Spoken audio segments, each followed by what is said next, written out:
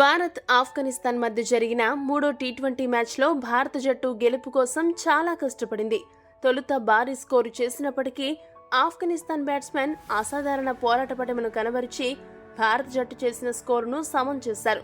దీంతో match super ఓవర్కు దారితీయగా super ఓవర్లో కూడా మరోసారి మ్యాచ్ డ్రాగా ముగిసింది.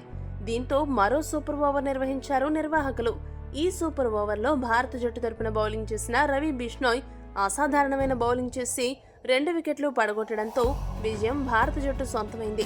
మ్యాచ్ ముగిసిన తర్వాత Ravi Bishnoi super over secret ఏమిటనేది చెప్పాడు. రవి బిష్నోయ్ మాట్లాడుతూ ఏమన్నాడంటే, మ్యాచ్ ముగింపుకు వచ్చేసరికి ఒత్తిడి మామూలుగా లేదు. ఒక పక్క గుండెదడ పెరుగుతూనే ఉంది. అయినప్పటికీ నాపై నాకు ఆత్మవిశ్వాసం ఉండడంతో పనిని సజావుగా పూర్తి చేయగలిగాను. రెండో సూపర్ ఓవర్ను ఆవేష్ ఖాన్ వేస్తాడని కోహ్లీ భయ్యతో పాటు మేమందరం అనుకున్నాము. కానీ సడన్ గా రోహిత్ భయ్య నా దగ్గరికి వచ్చి సూపర్ ఓవర్ నేనే వేయాల్సి ఉంటుందని చెప్పాడు. ఎలాగైనా మ్యాచ్ గెలవాలని చెప్పాడు. రోహిత్ భయ్య చెప్పిన మాటలు నాలో స్ఫూర్తిని నింపాయి. నా బౌలింగ్లో భారీ షాట్లు కొట్టడం అంత సులువు కాదు.